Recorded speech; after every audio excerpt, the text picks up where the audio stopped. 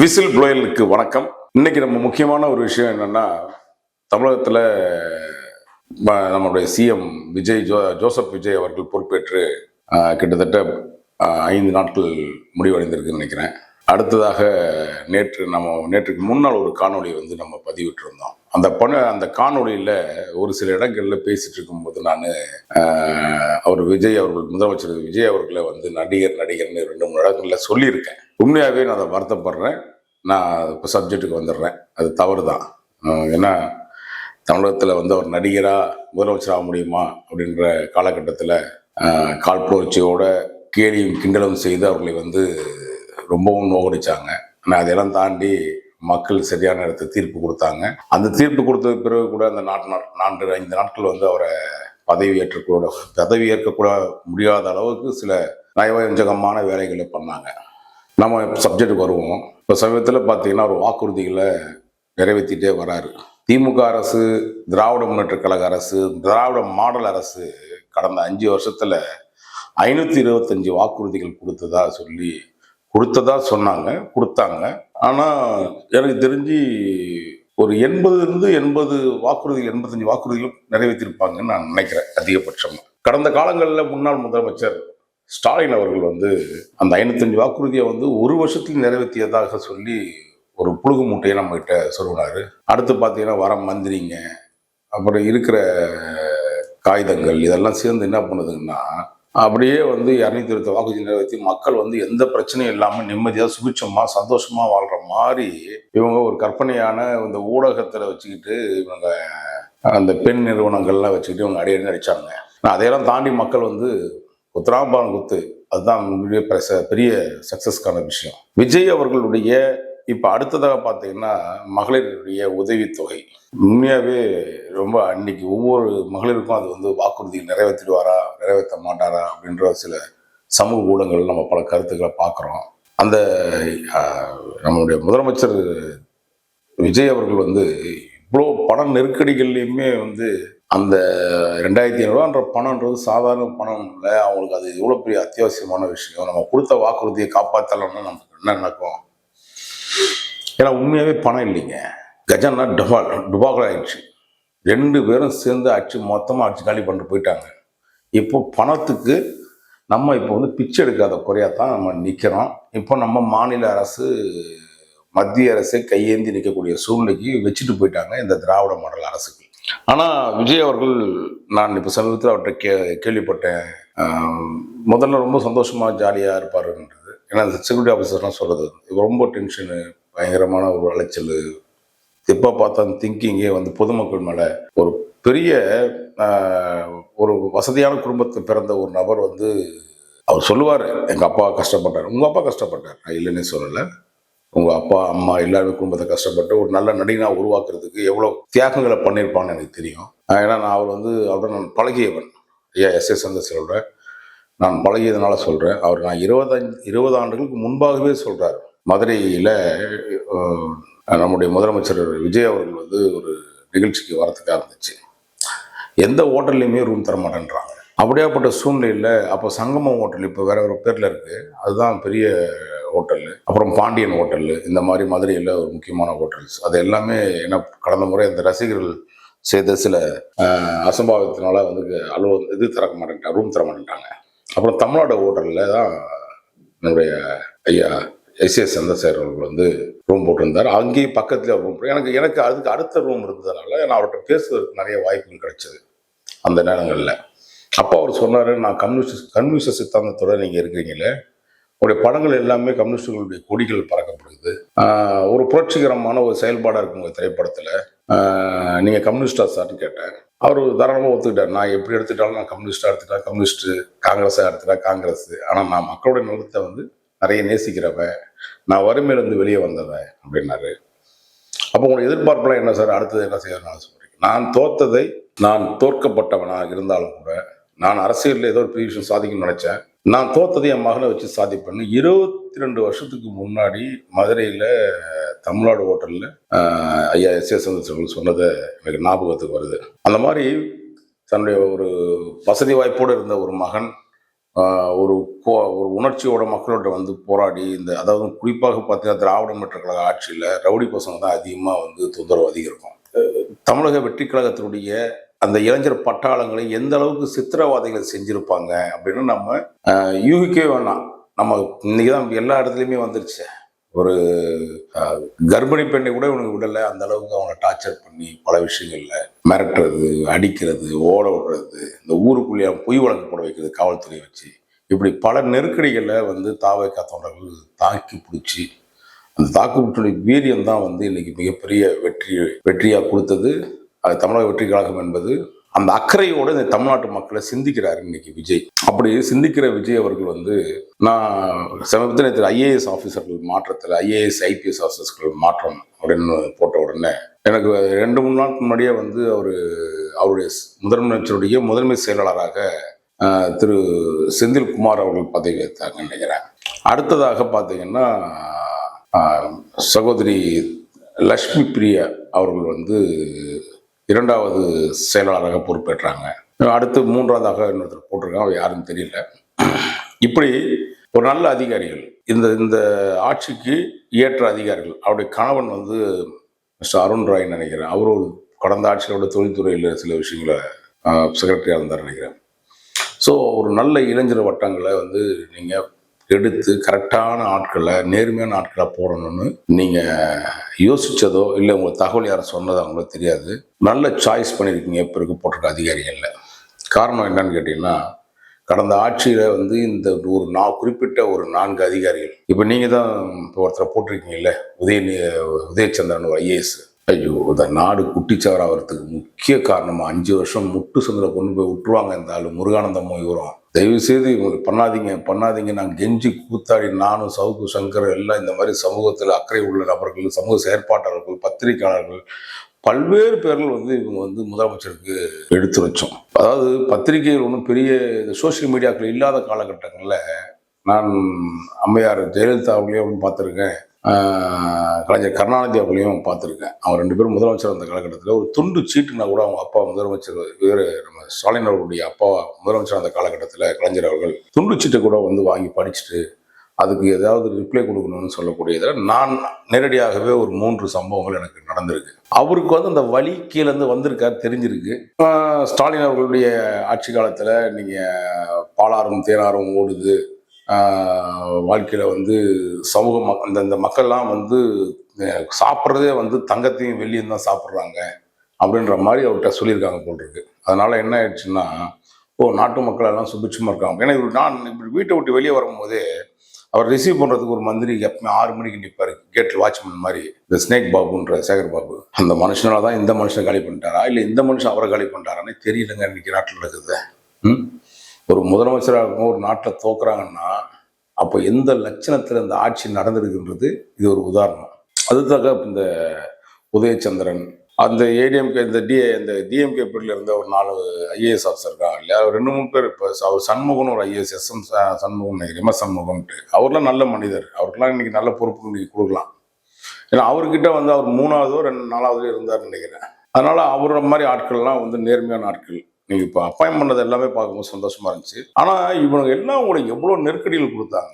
காவல்துறையில் டேவிட்சன் தேவாசீர்வாதம், இந்த லாண்டார் ஏடிஜிபியாக இருந்துகிட்டு பண்ண அயோக்கியத்தனம் அக்கிரமங்களும், டிஜிபியாக ப்ரொமோஷன் ஆனதுக்கப்புறம் உங்களுக்கு கொடுத்த குடைச்சல்களும், உங்ககிட்ட பேசுகிற மாதிரி வேற ஒரு ரூபத்தில் வந்து பேச்சுக்கெல்லாம் கொடுத்துட்டு பின்னாடி போய் அவ்வளோ திமுக மாவட்ட செயலாளர், திமுக வட்ட செயலாளர் மாதிரி கீழ்த்தரமாக இறங்கி வேலை செஞ்சதோட விளைவு தான் அந்த நாடு மிக மோசமான நம்ம தமிழ்நாட்டை பார்த்தோம். அதுக்கப்புறம் சென்னை மாநகரத்தில் ஃபுல்லாக ஃபேக் என்கவுண்டர், எவனை பார்த்தாலும் சொல்கிறதுக்கு ஒருத்தர் சைக்கோ பிடிச்சி போச்சுன்னா, பைத்தியத்தை பிடிச்சி போச்சுன்னா அப்படி தான் இருக்கும். நான் ஏற்கனவே சொல்லியிருக்கேன், அவரோட கொஞ்சம் சென்னை மாநகர காவல் முன்னாடி இருந்த ஆணையர் வந்து அருண் அவர்கள் வந்து ஒரு என்ன சொல்ற பித்தம் பிடித்தவர். அவரை நம்ம ஒன்றும் பண்ண முடியாது. பித்தம் பிடித்தவர் நம்ம என்ன சொல்லணும், ஹாஸ்பிட்டலில் தான் சேர்க்க முடியும். தவறி வந்து இந்த கடந்த அரசாங்கம் வச்சுக்கிட்டு இந்த கூலிப்படை மாதிரி இந்த காவல்துறையை பயன்படுத்துறது, மிக கேவலமாக காவலர்கள், அதுவும் குறிப்பிட்ட ஒரு சமூகத்தினுடைய காவலர்களை மிக மோசமான சென்னை மாநிலத்தில் வந்ததுக்கப்புறம் ஒரு குறிப்பிட்ட குரூப் இருந்துச்சுங்க. அவங்க வந்து சாதி ரீதியாக மத ரீதியாகலாம் உள்ள வரல. ஆனால் இந்த வன்மத்தை வச்சு மனசில் வச்சுட்டு, ஏன்னா இருந்தாலும் திருநெல்வேலி பேசிக்காக சேலம்னு சொல்லுவாங்க, ஆனால் திருநெல்வேலி, அந்த திருநெல்வேலியில் என்ன எந்த எவன் வந்து ஏறி மிரிச்சான்னு தெரியல அவரை, அவரையோ அவர் சார்ந்தவர்களையோ. அதனால இங்கே இப்போ இந்த கமிஷனர் வந்ததுக்கப்புறம் ஒரு வன்மம் வந்துடுச்சுங்க. சரி, அவரை சார்ந்த ஒரு குரூப்புக்காவது சப்போர்ட்டாக இருப்பான்னு பார்த்தா அங்கே ஒரு 4-5 பேர் மட்டும் தாங்க சப்போர்ட் இருப்பார். அதுலேயும் 4-5 அக்யூஸ்டுங்களுக்கு. சட்டத்துக்கு புறம்பான செயல்பாடுகள் செய்யக்கூடியவனோட எவ்வளோ தொடர்பில் இருந்தார் அருண்ன்றது நாங்கள் சொல்லி தெரிய வேண்டியதில்லை உங்களுக்கு. நீங்களே எவ்வளோ அசிங்கப்பட்டிருக்கீங்க, உங்களை வந்து நெருக்கடிகள் எவ்வளோ கொடுத்துருக்கீங்க, உங்கள் கட்சிக்காரனுக்கு எவ்வளோ நெருக்கடி கொடுத்துருக்கீங்கன்னு தெரியுது. நான் எதுக்கு இந்த சப்ஜெக்ட்டுக்கு வரேன்னா, நல்ல ஐஏஎஸ் ஆஃபீஸரை போட்டுட்டீங்க, நல்ல கேவலமான ஒரு துறையை கொடுக்க வேண்டிய உதயச்சந்திரன் போன்ற ஒரு மிக மோசமான செயல்பாடு செய்தவர்களை வந்து நீங்கள் பார்த்தீங்கன்னா அவருக்கு ஒரு நல்ல பதவி கொடுத்துருக்கீங்க. அது உங்கள் பெருந்தன்மை. ஆனால் அந்த பெருந்தன்மை தயவு செய்து பாருங்கள், இவன் பின்னாடி உங்களுக்கு ஆப்பு வைக்க ரெடியாக இருக்க ஆடில் தான். நீங்கள் அதை பார்த்துக்குங்க. முட்டுச்சந்து முருகானந்தத்தை நம்ம பலமுறை சொல்லியிருக்கோம். முதலமைச்சரை முட்டுச்சந்தில் கொண்டு போய் நிற்க வைக்காமல் இந்த முருகானந்தமும் உதயச்சந்திரன் விட மாட்டாங்க. அவ்வளோ மோசமான இவங்க ஆட்கள். இவங்க முழுக்க இவங்க வந்து ஒரு குரூப் இருக்கு. இவர் அவங்க மனைவி அந்த இது ஒரு டீம் இருக்காங்க. அந்த டீம் வந்து என்ன ஆகும்னா நைட்டில் வந்து சந்தோஷமா ஜாலியாக பேசிட்டு விடிய வந்து நாங்கள் தானே இருக்கிறேன் தெரியும்ல, இவங்க பார்ட்டி நடத்திக்கிட்டு இந்த கூத்தெல்லாம் இந்த தமிழ்நாடு வந்து அதுக்கேற்ற மாதிரி நமக்கு ஒரு பொம்மையான ஒரு முதலமைச்சர் கிடைச்ச உடனே ரொம்ப சங்கடமா இருந்துச்சு. அதான் சொன்னேன், துண்டு பேப்பரை பார்ப்பாரு கலைஞர் அவர்கள். ஆனால் இவர் என்ன பார்ப்பாருன்னா அதிகபட்சம் வெளியே கூட்டு வந்து சேகர் பாபு ஒரு ஜூனியர் ஆர்டிஸ்ட்டுங்க நிற்க வச்சு பாட்டு பாடுவாங்க, டான்ஸ் ஆடுவாங்க, அதை மகிழ்ந்துட்டு அப்படியே திருப்பி ஏற்றி அப்படியே கொண்டு போயிடுவாங்க. இதுக்கு பொம்மையோட மோசம். இது எதுக்கு நீங்கள் நான் சைனாவில் போய் உங்களுக்கு நான் வந்து ரோபோ ஒன்று வாங்கிட்டு வந்து ஓட்டு போட்டிருந்தா முதலமைச்சர் தான் சொல்லியிருந்தா நல்லா இருக்கும்னு நினைக்கிறேன். அந்த பொம்மை செய்யக்கூடிய செயல்பாடு கூட நீங்கள் செய்யாத ஒரு முதலமைச்சராக தான் ஸ்டாலின் அவர்கள் வழங்கியிருக்காரு. சரி, மக்கள் வந்து வச்சு செஞ்சு அனுப்பிச்சிட்டாங்க இவரை. அடுத்து நம்ம வந்து இந்த அதிகாரிகளுடைய வட்டங்களை நம்ம சொல்கிறோம். காவல்துறை அதிகாரிகளே இப்போ நீங்கள் வந்து உளவுத்துறைக்கு ஒரு அதிகாரி போட்டிருக்கீங்க, மிக திறமையான. இது நம்மளாம் சொல்ல வேண்டிய அவசியம் இல்லை, தமிழ்நாடே பாராட்டுது. தமிழ்நாடே தூக்கி வச்சு நீங்கள் ஒரு நேர்மையானவர்களை கண்டுபிடிச்சி வச்சிருக்கீங்கன்னு சொல்லுது. இப்போ அது இல்லாமல் ஒரு 10 பேர் உளவுத்துறையை சார்ந்த துறையில் பார்த்து இன்டெலிஜென்ட் விங்கில் இருக்கக்கூடிய ஆஃபீஸர்ஸ் எல்லாமே ரொம்ப ஃபிட்டான நாட்கள். ஒரு சில 2 பேர் தவிர மற்ற எல்லாமே. ஏன்னா அது இருக்கும். ஏன்னா உங்களுக்கு சில நேரங்களில் பூவோடு சேர்ந்து நாரும் மணக்கம். சரி, ஒரு 2 அதிகாரிகள் தான் அது. சரி, அதெல்லாம் களை எடுப்பாங்க. வெளியில் தெரியும், அவருக்கும் சம்மந்தப்பட்ட அதிகாரிகளுக்கு தெரியும், முதலமைச்சருக்கு தெரியும். நிச்சயமாக இந்த 2 பேரையும் களை எடுத்துருவாங்க. ஏன்னா அது வந்து விஷத்தோட கூட்டணியில் இருக்குது அந்த 2 அதிகாரியும். அதனால் ஒரு பக்கம் அது போயிட்டே இருக்கட்டும். அடுத்ததாக இப்போ வந்து நீங்கள் டேவிட்சன் தேவாசகத்தை கூப்பிட்டு போயிட்டு இந்த பால் விஜிலன்ஸில் போட்டிருக்கீங்கல்ல, மில்க் விஜிலன்ஸு, அந்த தமிழ்நாடு. ஆனால் அது நல்ல பதவிங்க. எப்படி தான் உங்களுக்கு மனசு வருதுன்னே தெரியலைங்க. அந்த நாள்லாம் ராம்நாட்டில் இருக்கவனாங்க. அவன் வீட்டுக்கு வேலை செய்கிறவங்க வந்து ஒரு 10 பேர் ஒருத்தர் ஆர்லி. நான் சொல்லி வரேன் முதல்ல முக்கியமாக நம்முடைய சிஎம் விஜய் அவர்களுக்கு, இந்த காவல்துறை அதிகாரிகள் ஒரு சில பேர்கிட்ட தான். ஒருத்தர் வீட்டில் இந்த ராமாபுரம் போங்கல, இந்த ராமாபுரம்னு ஒரு இடம் இருக்குது, அங்கே சில ஐஏஎஸ் ஐபிஎஸ் ஆஃபீஸர் இருக்கிறாங்க. ஒரு ஐபிஎஸ் ஆஃபீஸர் வீட்டில் மட்டும் 25 ஆர்லி இருக்காங்க. ஆவரேஜ் ஒருத்தருடைய சம்பளம் வந்து 35,000 ரூபா வைக்கல. நான் பேசிக் சொல்கிறேன். ஒரு கான்ஸ்டபிள் ஜாயின் பண்ணி வந்தாருன்னா அவனுக்கு 35,000 ரூபா சம்பளம். அந்த 35,000 × 25 பேர் கணக்கு போடுங்க. அவனுடைய சம்பளம் என்னாச்சு? எதுக்கு இவனுக்கு வீட்டில் என்ன, நீங்கள் என்ன மாளிகையில் உட்காந்து ராஜ காலத்து மாதிரியா அப்படியே அவனுக்கு வீட்டில் ஒருத்தன், வெளியில் ஒருத்தன், ரோட்டில் ஒருத்தன், உனக்கு என்ன அவ்வளோ பயம்? உனக்கு 25 பேர் வச்சுக்கிட்டு ஒருத்தன் நிற்கிறீங்க. இந்த ஆர்லி திட்டத்தை தயவு செய்து ஒழிங்க. ஏன்னா கமெண்ட்ஸில் நேற்று நிறைய பேர் தான் சொன்னாங்க, அதையெல்லாம் பேசுங்க சார். இன்னைக்கு சவுக்கு சங்கர் இருந்து அதை பேசியிருப்பார் சார். தமிழக முதலமைச்சர் அது கண்டு கேட்டு கவனத்துக்கு கொண்டு போவார் சார். ஒரு காவல்துறை அதிகாரிகள் வீட்டில், அதை நான் சொல்லக்கூடிய ஒரு 10 பேர்கிட்ட மட்டும் தான் இந்த குரூப்பே இருக்குது. இந்த அருண் இருக்காப்புலையே, அவருக்கு 5வது மாடி 6வது மாடி ரெண்டுமே, அவர் வீடு ஒரு வீடு, அவங்க மனைவி பேரில் ஒரு வீடு இருக்குது இங்கே டாய்ஷாலில். அதுக்கு ஸ்ட்ரெயிட்டாக கீழே இருந்து இந்த டியூப்லெஸ் வீடு போவாங்கல்ல, அந்த மாதிரி ஓட்டை போட்டு மேலே எடுத்துன்னு போகிறதுக்கு பர்மிஷன் கேட்டுக்கிறாப்புல அருண். என்ன ஹவுசிங் போர்டு வீடா இல்லை உங்களுக்கு என்ன நினச்சிட்டு இருக்க? அது நான் இப்போ ஆர்டிஐல கேட்குறேன். அருண் ஏற்கனவே உங்களுக்கு சொல்லியிருக்கிறேன், அராஜகத்துடைய உச்சம். காசு கொடுத்தா எவனவனாலும் சுடுவார். ஒரு கூலிப்படை மாதிரி ஒரு செயல்பாடுகளை செய்யக்கூடியவர். இந்த ரவுடிக்கிட்ட காசை வாங்கி அந்த ரவுடியை போடுறது, அந்த ரவுடிக்கிட்ட காசை வாங்கி இந்த ரவுடியை போடுறது. அதுவும் வந்து ரவுடி பைகளை நீங்கள் ஏதாவது பிடிச்சி கிடிச்சி கை காலை உடச்சி வச்சிருந்தாவே தப்புன்னு நம்ம சொல்கிறோம். அதை தாண்டி இப்போ காவல்துறையில் சிஎம் சார் ஒரு முக்கியமான விஷயத்தை நான் பதிவு பண்ணணும். இந்த பொய் வழக்கு போடுறான் பார்த்தீங்களா? இப்போ நான்லாம் என் மேலே பொய் வழக்கு போட்ட உடனே நீதிமன்றம், நான் வணங்கக்கூடிய நீதிமன்றம், நீதித்துறையை சார்ந்த தெய்வமாக இருக்கக்கூடிய நீதிபதிகள் வந்து எங்களுக்கு அருமையான தீர்ப்புகளை ஒவ்வொரு முறையும் இந்த பொய் வழக்குகளை போடக்கூடியவங்கள 50,000 பெனால்ட்டி போட்டாங்க. இப்போ நான் அது வந்து சம்மந்தப்பட்ட அருணும் அந்த Pondy Bazaar police station, Soundarapandian police station inspector Mukesh ராவ்னு, அவர் செல்ஃபோன் திருட, இந்த செல்ஃபோனை திருடி இப்போ அந்த செல்ஃபோன் ஆடியோ நான் வெளியிடுறேன். இவன் நடிச்சிட்டு இருக்காப்புல, நான் இவனை பேசிக்காக தான் பிடிச்சி வச்சிருக்கோம். என்னன்னா என்ன அரெஸ்ட் பண்றாப்புல, அரெஸ்ட் பண்ணி செல்போனை சீஸ் பண்றாப்புல, ஒரு 16,000 பணம் எடுக்கிறாப்புல. பிச்சைக்கார பசங்க வீட்டில் இவங்கெல்லாம் குழந்தை குட்டிலாம் என்னதான் நினைக்கணும்னு தெரியல. அவங்கள செல்போன் எடுத்து கொடுத்துருவேன்னு சொல்றாப்புல. ஆனால் எனக்கு தெரியும் திருடதான் வந்திருக்காப்புல, இவங்க அரெஸ்ட் பண்றது வரல. அந்த அதிகாரி தெரிஞ்ச உடனே நான் என்னுடைய நட்பு வட்டத்தின் சகோதரியெல்லாம் கூப்பிட்டு இவனை ஃபுல்லாக அந்த வீடியோவும் அந்த ஆடியோ மட்டும் ரெக்கார்ட் பண்ணுங்க செல்போன் பற்றின்னு பொலப்பலும் கூட்டிட்டாப்புல சைதாப்பேட்டை கோர்ட்டில். நான் இப்போ கொடுத்துறேன், அதிகாரி கேட்டேன், இவரும் சொல்லியிருக்கேன், சார் பேசிட்டு மேலே பேசியிருக்கேன் அப்படின்ட்டு அந்த இதெல்லாம் இருக்கு. ஆடியோ அனுப்புகிறேன் உங்களுக்கு, அடுத்தடுத்து பேசுவோம் அந்த ஆடியோவை. அப்புறம் சைதாப்பேட்டை கோர்ட்டு அப்புறம் அப்படி போட்டேன். அப்படி பொருளை நான் சீஸ் பண்ணலன்னாப்புல. நான் அதுக்கப்புறம் இன்னொரு ரெக்கார்டிங் போட்டேன் ஒரு இதில். ஸோ 3 ரெக்கார்டிங் வெளியிடுறேன். அது என்ன இப்போ கோர்ட்டில் வந்து சொல்லிட்டாப்புலையா, உன்னை தான் சொல்கிறேன், உன்னையும் உன் அதிகாரி இருக்கான் 2 பேர், இந்த மொட்டையனும் குட்டையனையும் உன்னை மாதிரி இந்த பொய் வழக்கு போட அந்த ஐயோ இருக்கான்ல, உடல் எப்படி இருக்கணும் உங்க அதிகாரம் சொல்லுவாங்க. அதை செய்ய வைப்போம் சட்ட ரீதியாக. ஏன்னா இதெல்லாம் வந்து ஆதங்கத்தில் பேசுறது இல்லை, வலியும் வேதனையோட பேசுகிறோம். 2 குண்ட தடுப்பு சட்டம் முதலமைச்சருக்கு தெரியணுன்றது தான். இந்த மாதிரி இந்த ஆரோக்கியம் ஒரு மாதிரி அழுக்கு பிடிச்ச ஒருத்தர் டிசியா உட்காந்துருக்கான் அந்த கமிஷன் ஹவுஸ்ல. மிக கேவலமான ஆளு, அடியாளோட அருணுடைய அடியாளுங்க. அங்க வேற ஒரு லாபி நடந்துட்டு இருக்குது. தயவு செய்து இன்னும் கமிஷனர், சென்னை கமிஷனர் இருக்கிற கமிஷனர் போடுங்க, இல்லைன்னா வேற நல்ல கமிஷனர் போடுங்க. நிறைய எத்தனையோ அதிகாரிகள் இருக்காங்க. இந்த சங்கர்னு ஒரு ஐபிஎஸ் ஆஃபீஸர் இருக்காரு, அவர் மிஸ்டர் அமுல்ராஜ் ஐபிஎஸ் அவர்கள் இருக்காங்க, இன்னும் பல 4 பேர் இருக்காங்க. இதில் என்னால் சூஸ் பண்ணி பாருங்க சார்.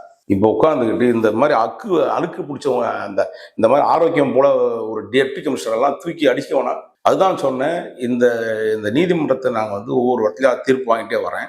ஒட்டுமொத்தமாக இந்த காவல்துறை, பொய் வழக்கு போடக்கூடிய காவல்துறை எல்லாத்தையும் உட்கார வச்சு ஒரு ஐபிஎஸ் டைரக்டரு அதெல்லாம் பார்க்க மாட்டேன். ஏன்னா ஏற்கனவே டேவிட்சன் மேலேயும் அருண் ஐபிஎஸ் மேலேயும், ஐபிஎஸ் வரது அசிங்கமாக இருக்குது, ஐட்டங்காரெல்லாம் போயிட்டு அருண் மேலேயும் வந்து அவ்வளோ வன்மத்தில் இருக்கிற கோபத்தில் இருக்கிறாங்க காவலர்கள். எவ்வளோ கேவலம் பிடிச்சவங்க. ஒரு பக்கம் அந்த சாதியை வன்மம் பிடிச்சி அழைக்கிறீங்க, இந்த பக்கம் பார்த்தீங்கன்னா ஒரு சாதியை கண்டாவே பிடிக்க மாட்டேங்குது, உங்களுக்கு ஒரு சமூகத்தையே பிடிக்க மாட்டேங்குது. சில நேரத்தில் இங்கே காவல்துறை அதிகாரிகள் எத்தனை பேர் அவர் பீரியட்ல கேட்டு பாருங்க சிஎம் சார். அவ்வளோ அராஜகம். ஏங்க இல்லீகலாக ஒரு போலீஸ் கமிஷனர் 12 மணிக்கு மேலே வந்து FL1 FL2 பாருங்கள் வந்து ஓடக்கூடாதுன்னு சட்டம் சொல்லுது. 11 மணிக்கு மேலே க்ளோஸ் பண்ணணுன்ட்டு. இவரே வந்து அருணே வந்து 4 பார் நடத்துறாப்புல. அதுக்கு புரோக்கரை பார்க்கறதுக்கு 2-4 இன்ஸ்பெக்டர் இருக்கான். என்னங்க அநியாயமா இருக்குது. இப்படியாப்பட்ட ஆட்கள்லாம் நீங்க வந்து இப்ப திரும்பவும் உங்களை வந்து பின்னாடி வழியில, பின்வாசல் வழியா வந்து உங்களை நோக்கி வராப்புல. யாரு? அருண். இப்ப நேத்து ஒருத்தனை டம்மி பண்ணி, நல்லது டம்மிலாம் கிடையாது, அங்க போய் ஆவியில் போய் என்ன ஒரு கண்டுபிடிப்பான்னு பாக்குறேன் விஜிலன்ஸ் ஆபீசர். அந்த ஆவியில் எக்கச்சக்கமான முறைகேடு இருக்குது. அந்த முறைகேடுகளை எப்படியும் ஒரு ஃபைல் போட்டு ஏற்கனவே இருந்தவங்க வச்சிருக்க போறாங்க. இதை காமிச்சு அந்த சம்மந்தப்பட்ட முன்னாடி இருந்தா பாருங்க மந்திரி, செக்ரட்டரி, கமிஷனர், அந்த மாதிரி எம்டி, அவங்கள பிடிச்சிவன அதில் காசுக்கு தேர்த்தி அதில் வசூல் பண்ணிட்டு அலைவாங்க. தவிர இது என்ன குழப்பம்னு கேட்டேன். அரசாங்கத்துக்கு இவனை மாதிரி ஆட்கள்லாம் உட்கார வைக்கக்கூடாது. தண்ட சம்பளம் கொடுத்து 6 அடி மேலே வளர்ந்துருக்கிற இந்த ஜீவனுங்களுக்கெல்லாம் 4 காரை கொடுத்து வீட்டில் போய் பாருங்க, 4 கார் இருக்குங்க. அநியாயங்க இதெல்லாம். அவன் வீட்டில் வந்து 20 போலீஸ் 10 போலீஸ் உட்காந்து இருக்கிறாங்க. என்னத்துக்குங்க? மளிகை சாமான் வாங்கி போகிறதுக்கும் நாய் மேய்க்கிறதுக்கும் இந்த ஆர்லிட் திட்டத்தை தயவு செய்து ஒழிச்சிங்கன்னா இன்னைக்கு உங்களுக்கு சொல்றேன், அரசு ஊழியர்கள் நிறைய பேர் உங்களுக்கு ஓட்டு போட்டிருக்காங்க. சாதாரணமாக ஓட்டு போடலை, கோபத்தின ஊகம். ஏன்னா கடந்த ஆட்சியில் வந்து இந்த தத்தி பசங்க எல்லாம் சேர்ந்து அவரை கொண்டு போய் முட்டுச்சலில் விட்டது மட்டும் இல்லாமல் அவரை ஒரு மாய வாழ்க்கையில வந்து ஸ்டாலினை வச்சிருந்தாங்க. அதோடைய விளைவு தான் இப்போ இவ்வளவு பிரச்சனைக்கு காரணமா இருக்கு. இன்னைக்கு இந்த வெக்கம் இல்லாத ஆட்கள் அந்த வீடியோ போடுங்க. அந்த டேவிட்சன் எப்படி அந்த வெக்கம் இல்லாமல் அந்த வீடியோ போய் இப்போ இருக்க சிஎம் விஜய் அவர்களை பார்க்குற இடிக்கல. செக் உடெல்லாம் வந்து இப்படியும் சரி. அந்த அருண் பின்வாசலா போறாப்புல. நான் சொன்னேன், ஒருத்தர் மத ரீதியா வந்தாரு, இன்னொருத்தர் சாதி எடுத்துன்னு வராரு, அப்புறம் இன்னொருத்தர் வேற ஏதாவது கூட்டு கூட வருவாரு. என்னத்த சொல்றது. அடுத்து பாத்தீங்கன்னா அவங்க மனைவி, அருணுடைய மனைவி, அவங்க ஒரு IRS ஆபீசர். அது குடும்பத்தை பத்தி பேச வேணாம், ஏன்னா அவங்க என் அன்பு நண்பர்களுடைய உறவுக்காரரு அம்மா. ஆனா அழுக்கு பிடிச்சவரை வச்சுக்கிட்டு படாத பாடுபடுத்துட்டு இருக்காங்க அந்த அம்மா. தெரிஞ்சே ஒரு மனுஷனை மரியாதை எப்படிதான் நிம்மதியாக போய் படுக்க முடியுது, தூங்க முடியுதுன்னே தெரியல. இவ்வளோ வழக்குகளை போடுறீங்க, எத்தனை அதிகாரிகள் ஒரு மாபெரும் சக்தியா உருவெடுத்து வருது. ஒரு தாவேக்கான்ற இயக்கத்தை அழிக்கிறதுக்கு திமுக சேர்ந்து போட்ட சதி கூட்டம்லாம் நீங்க இன்னும் மறந்துடக்கூடாது மிஸ்டர் சிஎம் சார். இந்த அயோக்கிகள் எல்லாம் அசிங்கப்படுத்த உச்ச வைக்கணும். உள்ள சிறையில் பக்காவான இடத்த ரெடி பண்ணணும். சிறைச்சாலை ஏற்கனவே ரொம்ப சீரழிஞ்சு போய் கிடக்கு சார். அதையும் கொஞ்சம் மறுத்து பேச வேண்டியிருக்கு. இந்த சீரழிவில் மிக மோசமான இந்த ஜெயிலர்கள்லாம் உள்ள சமூக விரோத கும்பலோட நான் எப்படி இந்த 2-3 அதிகாரிகள் சொல்றனோ அதை விட மோசமா அங்க இருக்கு. இந்த மாதிரி ஜெயிலு போனால் சீர்திருத்த துறையா போவாங்க. அங்க சீரழிஞ்சு போன துறையா இருக்குது. அதுல ஜெயிலர்கள் உள்ள அவ்வளவு கலவரங்கள், பிரச்சனைகள், லஞ்சம், லாவண்யம் இப்படி வாங்கிக்கிட்டு அதை வர வச்சுட்டு நீங்க எப்படிதான் அந்த லஞ்சத்தை ஒழிப்பீங்கன்னு எனக்கு தெரியலங்க. ஏன்னா பக்காவாயிடுச்சுங்க. என்னைக்காவது ஒரு நாள் திடீர்னு நீங்க கமிஷன் ஆஃபீஸ் விசிட் பண்ண போறீங்க. அன்னைக்கு எங்கேயாவது ஒன்னா கொட்டி வச்சிருப்பான், இல்லைன்னா வச்சிருப்பான். அதை எப்படியும் பார்க்க தானே போறீங்க நீங்க. சில அதிகாரிகளை அவ்வளோ கேவலமா இருக்கிற ஒரு சமூகத்துல இந்த மாதிரி அதிகாரிகளை போட்டு பிறக்கிறதுக்காதீங்க. எதுக்கு சொல்றேன்னா, எங்களை போன்ற பத்திரிகையாளர்கள், சமூக செயற்பாளர்கள் எல்லாம் கடந்த முறை ஆட்சியில பல்வேறு விதமாக பழிவாங்கப்பட்டோம். ஒரே ஒரு வழக்கு உண்மையாரன்னு போட முடியாது. நீ சுத்தமா இல்லைன்னு தானே சுத்தப்படுத்திக்க, அழுக்கா இருக்கேன்னு சொல்லி தான் சில அதிகாரிகள் சொல்றோம். எங்களுக்கு எந்த விதமான தனிப்பட்ட முறையில் வன்மம் கிடையாது, வக்கரங்கள் கிடையாது. அவ்வளோ வக்கரம் பிடிச்ச அதிகாரிகளுங்க. இவங்க மேலே பின்னாடி நீங்க நோட்டை போட்டீங்கன்னா உளவுத்துறை வச்சு எடுத்துக்கிற ஃபுல் லிஸ்டே வந்துடும். அந்த மாதிரி சில அதிகாரிகளை தயவுசெய்து கையில் பக்கத்தில் வச்சுக்கிட்டீங்கன்னா, நீங்கள் இப்போ அந்த நான் சொன்ன உதயச்சந்திரனுக்கு கொடுத்த பதவியே ரொம்ப அதிகமான பதவி. அதுக்கு முன்னாடி இன்னொருத்தரை கொடுத்துருக்கீங்க. அது உங்கள் மனசு பெரிய மனசுங்க. ஆனால் எங்களாலலாம் நீங்கள் எவ்வளோ தாங்கியிருக்கீங்கன்னு தெரியல. நேற்று சொன்னார் பாருங்க, சில அதிகாரிகளுடைய வாழ்க்கையை எப்படிலாம் நடந்தாங்க. விஜய் அவர்கள் சிஎம் வீட்டு பக்கத்தில் மண்டிட்டு நிற்கிறாங்கன்றது எனக்கு ஒரு அதிகாரி சொன்னார். எனக்கு சிரிப்பாக இருந்துச்சு. ஆனால் பாய்களா அவங்களெல்லாம் குடும்பத்தில் எப்படா நீங்கள் 5 வருஷம் நீங்கள் பட்ட கேவலப்படுத்துறது இல்லாமல் தமிழ்நாட்டை நீங்களாம் எப்படா உங்களை மக்கள்லாம் மதிப்பாங்க, மனுஷனாக மதிப்பாங்க. அவரை கூகுளில் போட்ட உடனே ஈன்னு சிரிச்சிருங்க. நீ சாதாரணமாக நினச்சிடாதீங்க. தமிழ்நாட்டில் இருக்க மக்களே, நம்ம சிஎம்க்கு கண்டினியூவாக போடுங்க செய்தியை. ஏன்னா இவங்க பண்ண அயோக்கியத்தனம் அப்படி இருக்குது. இதை மறைக்கிறதுக்கு ஏதோ ஒரு டீமை ஃபிக்ஸ் பண்ணுவாங்க. அந்த மாதிரி ஆள் தான். அதே மாதிரி உளவுத்துறையில் இருக்கக்கூடிய அதிகாரிகள் எல்லாத்தையும் மாற்றி ரொம்ப நல்ல நேர்மையான ஒரு ஷார்ட் டைமில் போட்டு கொண்டு வந்துருக்கீங்க. உண்மையாகவே உங்களுடைய உழைப்பு அதுக்கப்புறம் மாதிரி பார்த்தீங்கன்னா உங்களுக்கு போதை தடுப்பு விஷயங்களை கொண்டு வந்துட்டீங்க. இன்னும் மாவட்ட லெவலில், ஜோனல் லெவல்லாம் சில ஐஜிகள் இருக்காங்க. அவெல்லாம் சில திருடர்களுடைய கூட்டத்தில் வச்சுக்கிட்டு, நான் ஒரு முறை கடிதமே எழுதியிருக்கேன். எல்லாம் ஆதாரபூர்வமாக பேசுகிறவன். நான் எல்லாத்துக்குமே புகார்கள் இருக்கு. இந்த சென்னையில் நடந்த மயிலாப்பூர் கொலை வழக்கு, இரட்டையர் கொலை வழக்கில் கோடியாக அடித்தாங்க. தங்கத்தையும் வழிவத்தையும். நான் சிறைச்சாலையில் இருக்கும்போது அந்த குற்றம் சுமத்தப்பட்டு அவர் சிறையில் இருக்கக்கூடிய நபரை பார்த்தேன். 2 பேரை. அவருக்கு பக்காவாக வெளியே வந்துட்டாங்க. இப்போ அதை ஒரு நாள் வர வச்சு ரெக்கார்ட் பண்ணிட்டேன். இந்த ஐபிஎஸ் ஆஃபீஸர் என்னென்னாலும் பண்ணானுங்க. இந்த சேட்டுன்னு ஒரு சேட்டுனா ஏதோ நார்த் இந்தியாவில் சேட்டுன்னு நினச்சிக்காது. இது அந்த சேட்டு நினச்சிக்க போறீங்க. சேட்டுலேயே பேருக்கு தான் சேட்டு. ஃபுல்லாக பித்தளை, என்ன சொல்றது, தராத்தரம் இல்லாத ஒரு ஆள். பொய் வழக்காக எல்லாரையும் போடுறது. அந்த ஒரு இன்ஸ்பெக்டர் என்ன போடுறதுங்க, கூலிப்படம் மாதிரி பயன்படுத்திட்டாரு அருண். அந்த மாதிரி ஆட்கள்லாம் ஒரு பெரிய படுகொலை நடந்தது அந்த மயிலாப்பூர்ல. அதுல ஒரு இத்தனை கேவலமான ஆபீசர்ஸுங்க. நான் அவங்க மேல புகார்லாம் கொடுத்து வச்சிருக்கேன். இன்னைக்கு அது இனிமேல் தான் நீதிமன்றத்தை நாடிடணும். இவங்களை விடவே கூடாது. இந்த ஐபிஎஸ் ஆஃபீஸர் போர்வையில் பொய் வழக்கு போடக்கூடிய அதிகாரிகளை நீ புழல் ஜெயில ஜட்டோடு நிக்க வைக்கிறது தான். நான் சட்ட போராட்டத்தை பண்ணி நிக்க வைப்பேன். நீ பார்க்க தான் போறீங்க. ஒருத்தனும் எவனையா போடக்கூடாது. மக்களை அச்சுறுத்தி வச்சிருந்தீங்க. இதைத்தாங்க நான் யோசிச்சேன். மக்கள் எப்படி யோசிச்சிருக்காங்க பாத்தீங்களா?